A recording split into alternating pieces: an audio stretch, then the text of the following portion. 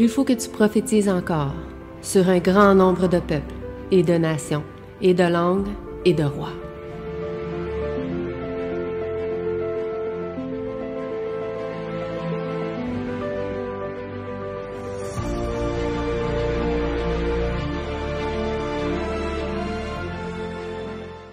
Je dis bonjour à tous mes frères et sœurs et bienvenue à l'école du sabbat pour le partage de la leçon d'aujourd'hui qui a pour titre Pas de vision ouverte.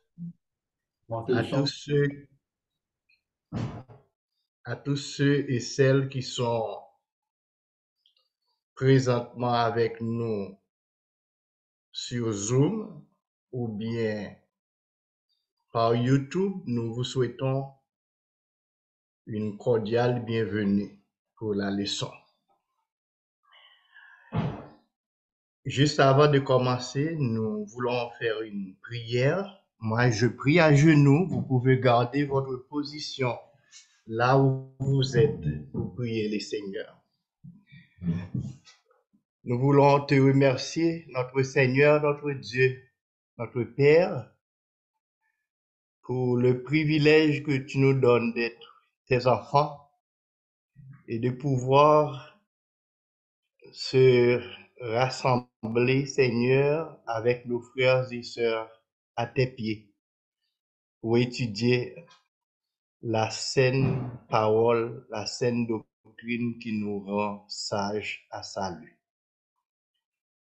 Nous te demandons ce matin de nous glorifier par ta présence, d'être avec notre bouche, avec notre intelligence, pour que nous puissions déguster des mets gras et succulents qui proviennent de ta sainte parole. Que l'Esprit Saint nous soit en aide, Seigneur, et qu'en sortant de ces lieux, ton peuple soit édifié et prêt pour ton royaume. Qu'il en soit ainsi, au nom de Jésus-Christ, ton Fils, nous te prions. Amen. Amen. Est-ce que tout le monde m'entend très bien? Oui. Oui, c'est parfait. Merci beaucoup. Pas de vision ouverte. Moi, je présente mon PowerPoint d'une façon très différente d'Olivier, mais de toute façon, ça va arriver au même résultat. J'aimerais faire un petit résumé pour vous de la leçon pour cette semaine de toute la brochure que nous avons pour le trimestre. C'est que dans cette brochure, nous sommes rendus à une époque de l'Ancien Testament. Une époque où Dieu a une époque où nous voyons comment le peuple de Dieu se comportait à cette époque-là de l'Ancien Testament. Peut-être qu'il n'était pas différent de notre époque. Le peuple transgressait souvent le premier commandement. Alors, vous savez, c'est quoi le premier commandement? Tu n'auras pas d'autre Dieu devant ma face. Donc, en ayant un autre Dieu, le peuple pratiquait l'idolâtrie. Si je dois vous dire que Dieu déteste ce péché, Dieu hait tous les péchés, mais le péché de l'idolâtrie, Dieu hait ce péché avec passion. Et c'est le péché qui était plus courant au milieu du peuple de Dieu. Vous voyez que dans le désert, Dieu a pris la décision de détruire son peuple parce que le peuple a fait un veau d'or. la colère de l'Éternel s'enflammait contre son peuple, il voulait les détruire et Moïse se mettait à la brèche pour sauver le peuple. Eh bien, quand le peuple de Dieu se tournait vers l'idolâtrie, la colère de Dieu s'enflammait et Dieu a livré son peuple aux nations étrangères pour les punir. Et à un certain moment, les fidèles crient à l'Éternel. Le peuple de Dieu retourne à l'Éternel, il criait à l'Éternel et l'Éternel a envoyé des juges, des prophètes, des sacrificateurs tels que Moïse, Gédéon, Samuel et plus tard même des rois pour délivrer le peuple et les conduire. Il fut un temps où il n'y avait pas de leader pour conduire le peuple de Dieu. Principalement, et à l'époque de Samuel, où Samuel était un jeune garçon, il n'y avait pas de leader, il n'y avait pas de prophète, d'où vient le titre de la leçon, pas de vision ouverte. En ce moment-là, il n'y avait pas de prophète, pas d'homme de Dieu pour parler pour Dieu. Alors Dieu cherchait en ce moment-là quelqu'un pour le représenter. Nous entrons vraiment dans la leçon, mais nous allons parler un peu sur l'esprit de prophétie pour entrer dans la leçon, l'importance de l'esprit de prophétie. Donc l'accent sera mis sur les ministères des prophètes et l'importance de l'esprit de prophétie. Autrefois, Dieu parlait à son peuple par l'intermédiaire des prophètes. Les prophètes s'appelaient aussi le voyant ou un voyant ou l'homme de Dieu, un homme de Dieu. Quand on allait consulter un prophète, on dit on allait voir le voyant. C'est ainsi qu'on appelle le prophète voyant, homme de Dieu égale, c'est la même signification. Le prophète est un intercesseur entre Dieu et son peuple. Il est quelqu'un par qui on pourrait consulter Dieu pour trouver la lumière, pour trouver une réponse, surtout quand on est dans l'incertitude. Dans 1 roi chapitre 22 verset 7, le roi Josaphat exprime des doutes au sujet de faux prophètes qui prophétisent des choses très agréables. Et le prophète a posé cette question parce qu'il avait des doutes. Est-ce que ce que tous les prophètes prophétisent était vrai? Mais quand on avait des doutes, on veut trouver la lumière, on pose des questions, comme Josaphat. Josaphat dit, le roi, alors je lis tout, le roi d'Israël assembla tous les prophètes au nombre d'environ 400. Il leur dit, irai-je attaquer Ramoth en Galaad ou dois-je y renoncer? Et ils répondirent, les prophètes, les faux prophètes répondirent, monte et le Seigneur le livrera entre les mains du roi. Mais Josaphat exprime des doutes, dit, n'y a-t-il plus ici aucun prophète de l'Éternel par qui nous puissions le consulter?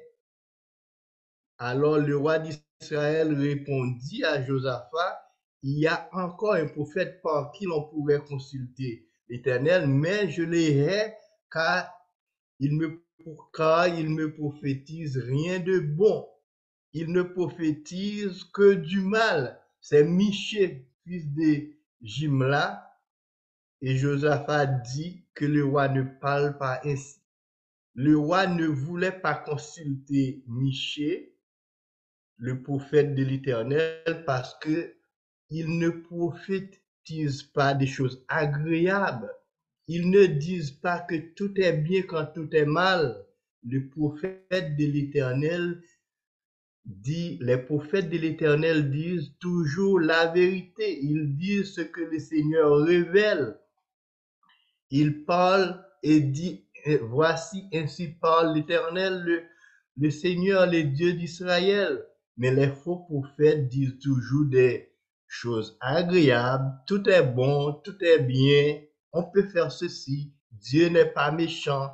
C'est pas ainsi que l'Éternel parle par l'intermédiaire de ses prophètes, de ses hommes de Dieu, de ses voyants.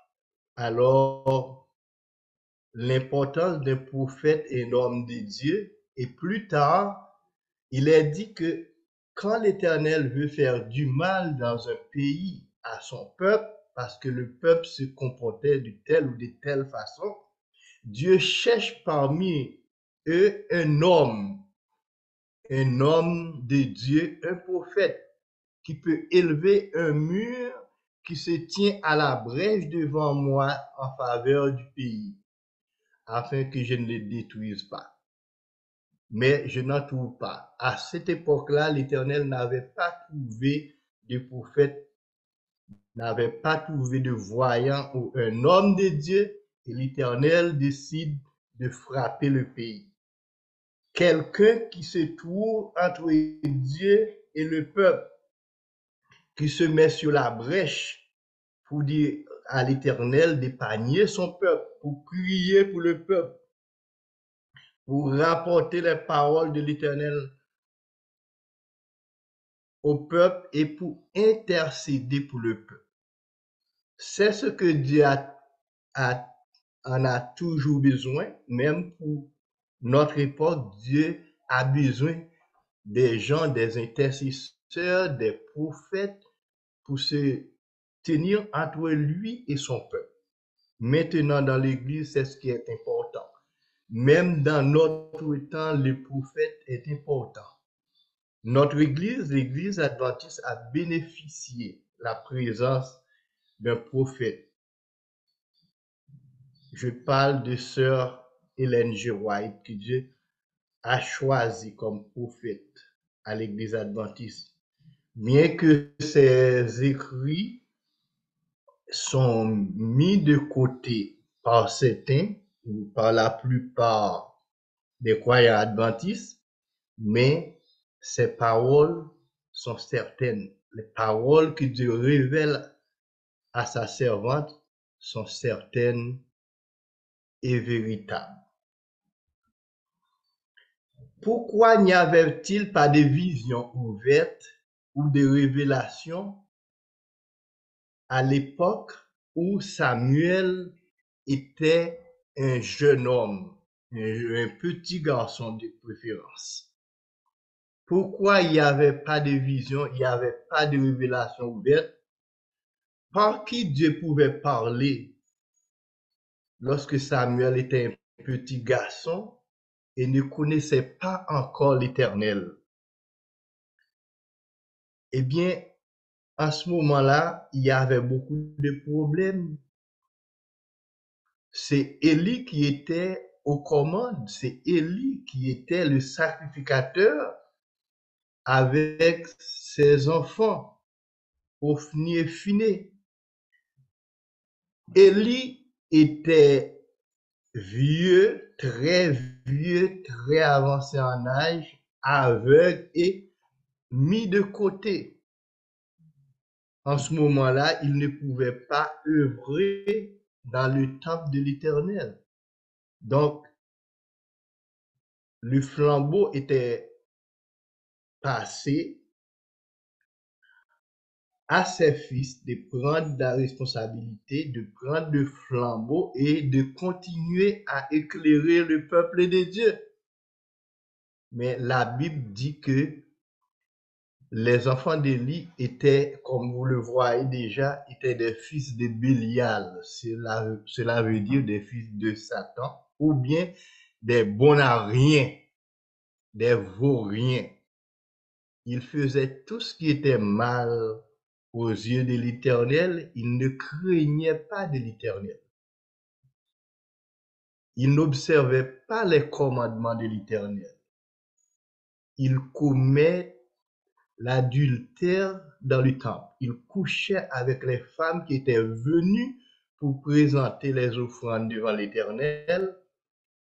Et Élie le savait. Élie le savait. Élie était rendu coupable parce qu'il savait tout ce qui se passait dans le temple, bien qu'il était aveugle, mais les gens rapportaient à Élie qu'est-ce qui se passait, qu'est-ce que leurs fils sont en train de faire dans le temple. Mais Élie avait cette lourde responsabilité. Il n'a pas pris la décision de mettre ses fils des côtés, de les chasser du temple. Il se contentait de dire, qu'est-ce que vous faites? Qu'est-ce que vous faites comme ça, mes fils? Qu'est-ce que j'ai entendu de vous? Il n'a pas pris de sérieuses décisions à l'endroit de leurs fils, de les chasser du sacerdoce. C'est pourquoi il était rendu coupable. Ainsi, vous allez voir que Dieu était fâché. Et en ce moment-là, Dieu n'avait personne à qui il communiquait son message à son peuple. Il n'y avait pas de vision, il n'y avait pas de révélation. Dieu ne parlait pas et c'était la noirceur totale. Il y a une autre époque où il y avait beaucoup de noirceur en Israël, c'est l'époque entre Malachie et Jean-Baptiste. On dit 400 ans étaient passés, il n'y avait pas de prophète, il n'y avait pas de vision, il n'y a pas de révélation, il n'y a pas des hommes de Dieu. Et quand il n'y avait pas de vision, quel est le dernier recours du peuple de Dieu? Quel est le dernier recours du peuple de Dieu quand nous vivons dans une période où Dieu ne parlait pas par l'intermédiaire d'un prophète, d'un voyant, d'un homme de Dieu? Il n'y avait pas de sacrificateur. C'est une époque de ténèbres. Et bien la Bible dit, dans quel état se trouvait le peuple? Il dit en dehors des visions, le peuple périt. Quand il y avait, le saint dit, quand il n'y avait pas de vision, le peuple périt. Il y a une autre version qui dit le peuple est sans frein. Le peuple n'a pas de limite de ce qu'il pouvait faire.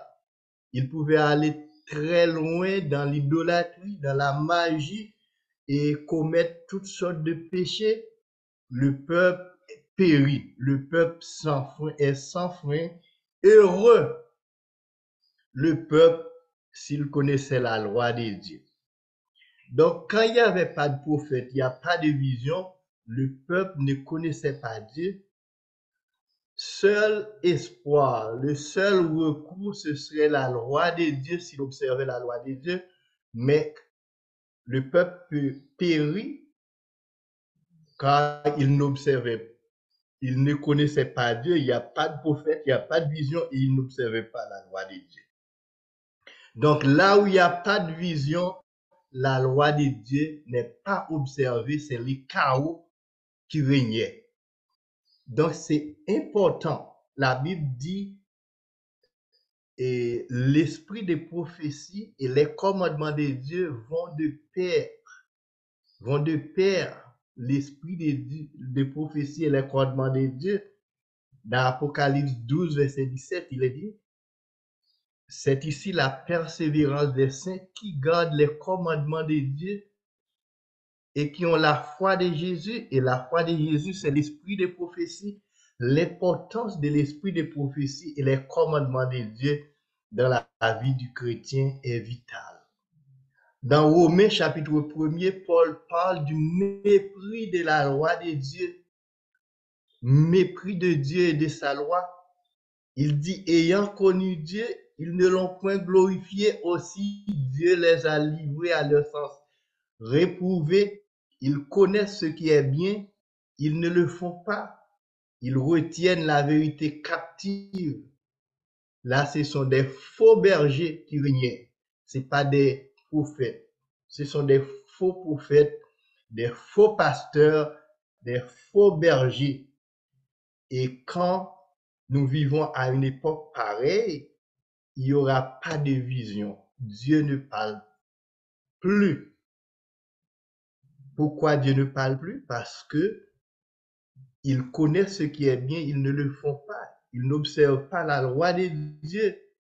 La Bible dit parce qu'ils ayant connu Dieu, ils ne l'ont point glorifié comme Dieu et ne l'ont point rendu grâce, mais ils se sont égarés dans leurs pensées et le cœur sans intelligence a été plongé dans les ténèbres. Et si on veut, on peut lire tous les chapitres pour voir. C'est pourquoi les hommes commettent des choses tellement désagréables, des choses abominables. Ils commettent des meurtres, l'idolâtrie, la magie. La Bible parle aussi de l'homosexualité et plein d'autres choses. La vie homme avec homme, femme avec femme. C'est parce qu'ils connaissent Dieu, mais ils ne voulaient pas le glorifier. Ils ne voulaient pas rendre grâce à Dieu. Et Dieu les a livrés à leur sens reprouvé. Quand les hommes rejettent la lumière connue, la lumière révélée par Dieu, Dieu peut-il donner encore de nouvelles lumières? Est-ce que Dieu peut donner de nouvelles lumières quand les hommes rejettent celles qu'il connaît, celles qu'il a reçues? Le sage dit non. La lumière est faite pour le juste et la joie pour ceux qui sont droits de cœur. C'est pour les justes. C'est là où les gens observent les commandements de Dieu. Là où les gens pratiquent la parole révélée, la lumière révélée, et Dieu va donner encore de nouvelles lumières. Mais là où les gens piétinent les commandements de Dieu, par exemple, nous connaissons le sabbat, nous ne le faisons pas. Nous ne voulons pas l'observer. Quelqu'un, un pasteur qui connaît que le sabbat doit être observé, il le piétine, il ne veut pas l'observer. Il dit c'est pour les juifs. Et il y a beaucoup d'autres commandements encore. Il ne doit pas dérober, il dérobe. Quelqu'un qui dit qu'il connaît Dieu, il connaît la loi, il ne le fait pas. Dieu va pas donner de nouvelles lumières. Il peut prier chaque jour. Dieu va pas révéler de nouvelles choses. La lumière, et le même sage dit, Proverbe 4, verset 18, le sentier des justes est comme la lumière resplendissante dont l'éclat va croissant jusqu'au milieu du jour. Cela veut dire la lumière va en augmentant. Quand on connaît la lumière, on marche dans la lumière, plus on marche, plus la lumière se révèle, plus on trouve de nouvelles lumières. Mais Dieu ne donne pas toute la lumière d'un coup, il donne par parcimonie, il donne au fur et à mesure que les hommes pratiquent celle qu'il avait déjà reçue. C'est comme ça Dieu se révèle. Et nous lisons l'Apocalypse 17, verset 12, et le dragon fut irrité contre la femme, et il s'en alla faire la guerre au reste de sa postérité, à ceux qui gardent les commandements de Dieu et qui ont le témoignage de Jésus.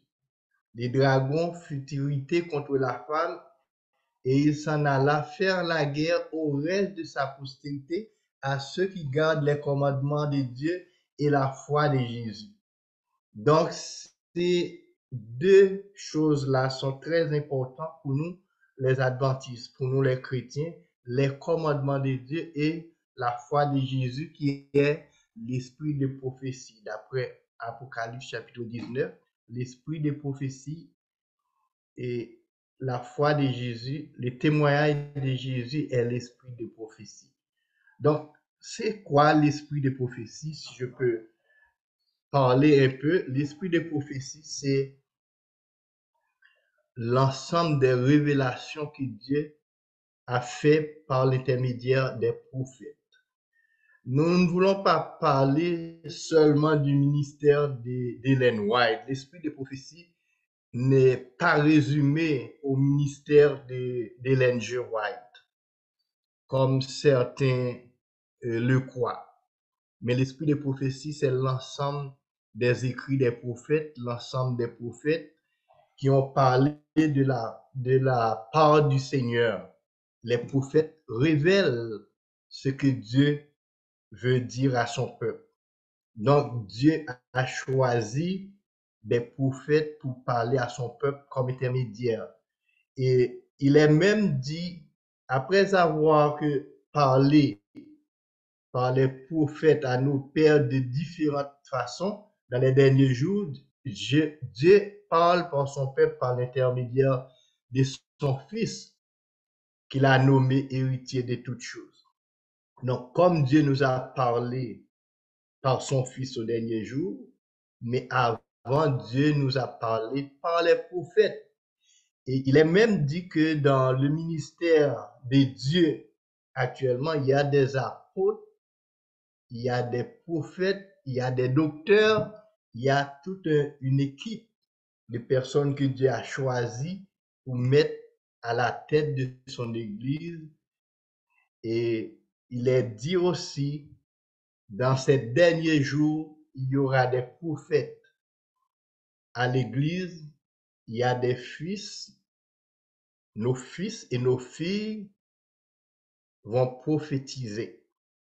Nos enfants vont prophétiser. Les jeunes gens, même les vieillards auront des songes. Donc Dieu veut qu'il y ait un ministère dans son Église. Dieu veut qu'il y ait des gens, des hommes et des femmes pour parler pour lui et par qui il peut parler à son peuple. Car quand Dieu n'a pas trouvé quelqu'un pour parler pour lui, eh bien, le peuple est sans frein, le peuple périt, le peuple est égaré. Dieu a toujours besoin d'un homme de Dieu, d'une femme de Dieu, parce qu'un prophète peut être une femme tout comme un homme, pour parler pour lui. Et là où il n'y a pas ce prophète, il n'y a pas de vision connue, Dieu n'a pas parlé, eh bien le peuple est égaré.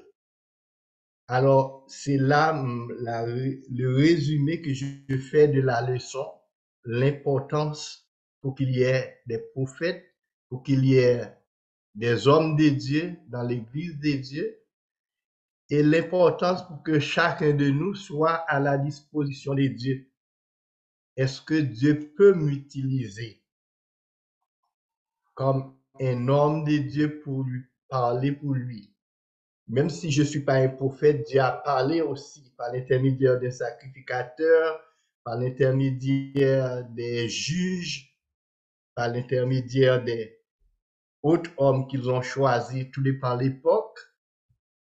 Mais ces personnes doivent se trouver fidèles au service de Dieu. C'est ça qui était manqué au fils d'Élie. Dieu ne pouvait pas les utiliser. Ils étaient sacrificateurs, mais ils étaient infidèles. Ils méprisaient le sacerdoce de Dieu. Ils méprisaient les sacrifices qui se font à l'intérieur du temple de Dieu. Et Dieu les a mis de côté parce qu'ils n'en étaient pas dignes. La loi de Dieu était piétinée et en dehors des prophètes, c'est ce qui constitue une clôture, une muraille pour protéger le peuple de Dieu, mais il n'était pas respecté. Alors, c'est là ma présentation. L'esprit des prophéties, les commandements de Dieu, nous devons les garder et c'est cette lumière que Dieu donne. Quand on les observe, Dieu va donner de nouvelles lumières. Et quand on n'observe pas cette lumière que Dieu a donnée, Dieu ne donne pas de nouvelles lumières. C'est pourquoi que Dieu n'a pas parlé à une certaine époque et le peuple était dans l'ignorance totale.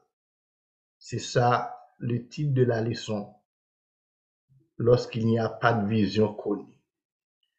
Alors maintenant, vous pouvez me poser des questions. Je suis prêt à répondre à vos questions. Si vous en avez, j'écoute votre question ou vos questions. Et je suis pas le seul à pouvoir répondre. Je demande à n'importe quelle personne de répondre aux questions s'ils ont une réponse quelconque. Et toutes les réponses sont bienvenues. Merci, je vous écoute. Amen. Moi, j'avais plutôt un commentaire à la place d'une question.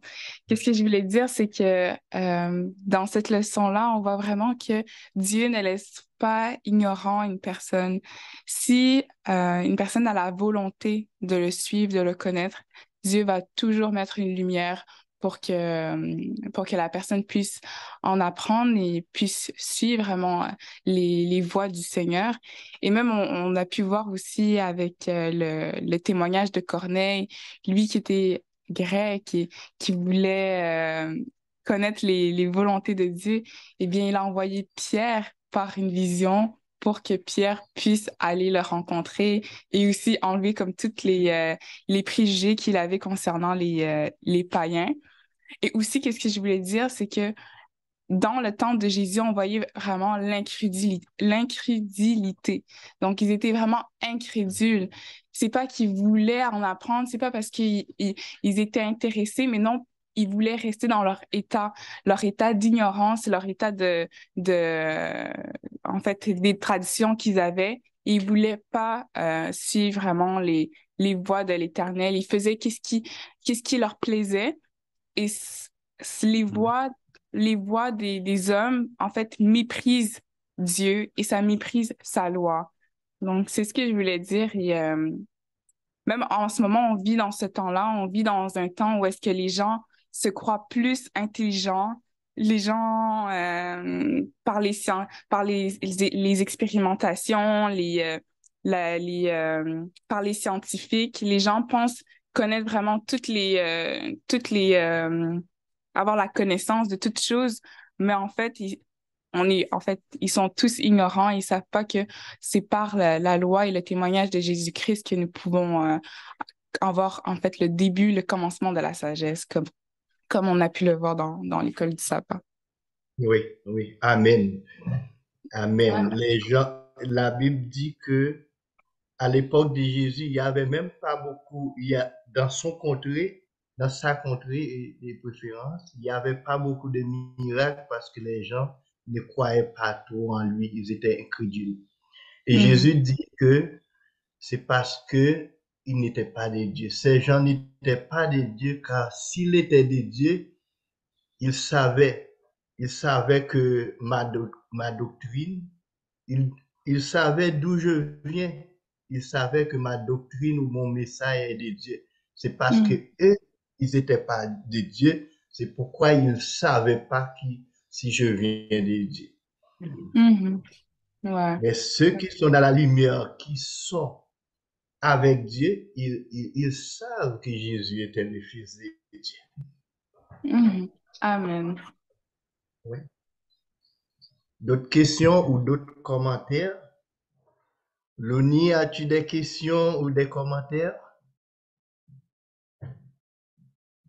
Non, aucune question, aucun commentaire, mais merci pour la présentation. C'était vraiment bien présenté. Que Dieu te bénisse. Merci beaucoup.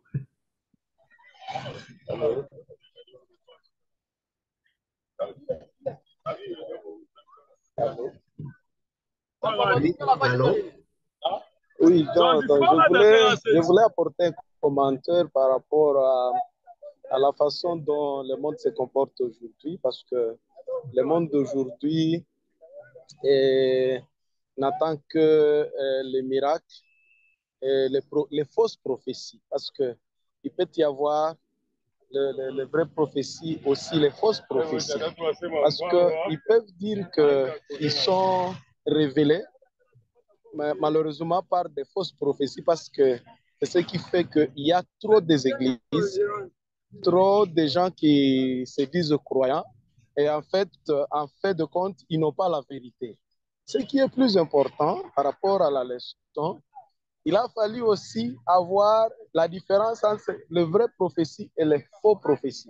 Parce que nous, l'Église adventiste, on a eu la chance d'avoir de vraies prophéties qui s'accomplissent à temps réel. Tandis qu'aujourd'hui, il naissent des faux prophètes, de prophètes qui prophétisent des choses qui vont à la rencontre des commandements de Dieu. Voilà au moins le peu de commentaires que je voulais juste ajouter. Un vrai prophète n'est connu que par la loi et le témoignage. S'il marche dans la loi de Dieu et le témoignage de Dieu, voilà quelqu'un avec lequel on peut espérer à analyser ces prophéties s'ils sont vrais ou faux. Merci beaucoup. Oui, la Bible dit à la loi et au témoignage, si l'on ne parle pas ainsi, il n'y a pas d'aurore pour le peuple. Donc, il faut s'appuyer sur la loi et le témoignage de Dieu, le témoignage de l'esprit de prophétie. Merci beaucoup. J'aimerais écouter une autre personne, soit une question, soit par une question ou par un commentaire. Oui, j'en avais un. Quand on passe à Josaphat dans 2 Chroniques, 2 Chroniques 2, verset 20, ou 20, en tout cas, il dit, croyez à l'Éternel votre Dieu et vous serez en sûreté. Croyez en ses prophètes et vous réussirez. Donc, Josaphat a donné un conseil très, très judicieux. Si on veut réussir, eh bien, on doit croire au prophète que Dieu nous a envoyé, puis on sera en sûreté avec le Seigneur pour toutes ces choses. Amen. Amen. Mais de nos jours, vous voyez que certaines églises qui étaient, qui étaient là pour mettre l'accent sur l'esprit des prophéties, car le Seigneur a donné un prophète à l'église adventiste. Mais ce sont ces gens-là qui ont mis l'esprit des prophéties de côté à cause le temps est passé. Mais le temps qui est passé ne diminue pas.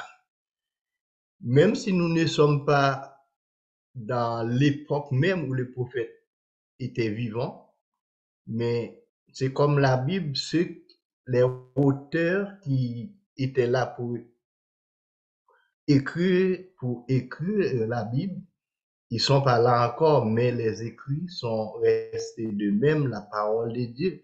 Mais la même valeur doit être mise sur l'esprit de prophétie.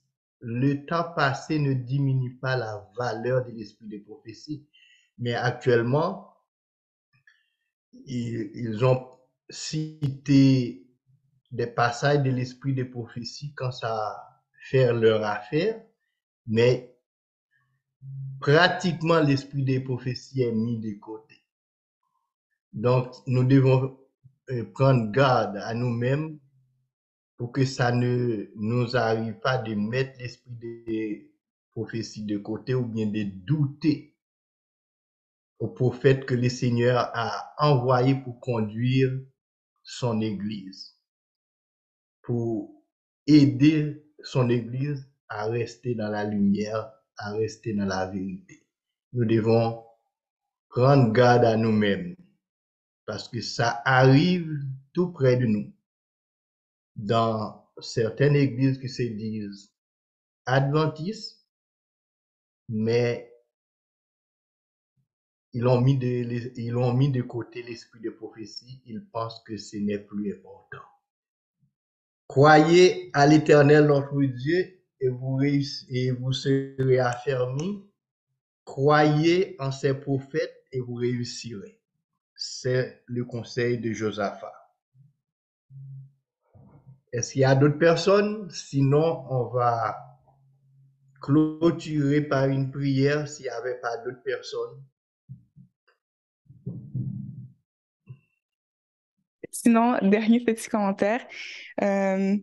J'aimerais comme juste relire Acte 24, verset 14, qui est vraiment une belle parole que Paul dit. Il dit, toutefois, je te confesse ceci, que suivant la voie qu'ils appellent hérésie, je sers le Dieu de mes prières, de mes pères, croyant toutes les choses qui sont écrites dans la loi et dans les prophètes. Moi, je dis ça, Amen, puisque Amen. maintenant, les gens, comme Raphaël a pu dire, aussi comme tu as pu dire aussi, Renard, dans les autres dénominations, ils pensent suivre vraiment la voie de l'Éternel, mais en fait, ils rejettent les quelques parties qui leur font pas plaisir et que nous puissions tous dire, comme Paul a dit, et suivre vraiment les voies de la parole telles quelles et sans détourner aucune des paroles. À la loi et au témoignage, si on ne parle pas ainsi, point d'horreur pour le peuple. Amen. Amen. Bon, à ceci, nous allons mettre fin à l'école du sabbat et nous disons merci à tous ceux et celles qui ont participé pour rendre cette étude possible. Donc, si je dois dire quelques mots de résumé pour finir, c'est que dans notre époque, nous devons encore appuyer sur l'esprit des prophéties et nous devons pratiquer la loi des dieux. La Bible dit, quand Dieu ne parle pas par les prophètes, le seul sauvegarde, le seul recours que le peuple a, c'est s'il observe la loi. Car le peuple périt en absence de révélation, en absence de vision. Dieu a toujours besoin d'un homme pour se placer entre lui et son peuple, pour rapporter son parole. Et quand nous avons des doutes au sujet des choses que nous ne comprenons pas, parfois nous posons des questions, c'est bien, mais parfois nous devons consulter un homme ou une femme de Dieu pour nous donner de la lumière. Parce que tous les hommes qui se disent des hommes de Dieu ne disent pas la vérité. Il y en a qui prophétisent des choses agréables, des choses que l'oreille aime entendre, mais qui ne prophétisent pas la vérité. Que Dieu nous aide à reconnaître la vérité de l'erreur. C'est mon dernier mot pour aujourd'hui. Nous prions le Seigneur. Nous te remercions, notre Père, notre Dieu, pour ta parole que tu as envoyée. Tu as prédit, Seigneur, que dans ces derniers jours, il y aura des visions, il y a des révélations, il y aura des songes.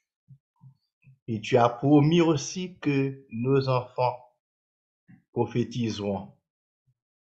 Seigneur, bien souvent, nos enfants se laissent emporter par les choses de ce monde,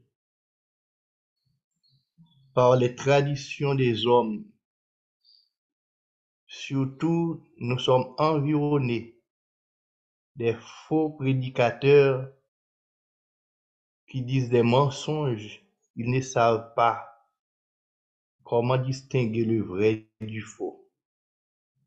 Seigneur, nous te demandons d'entourer nos enfants.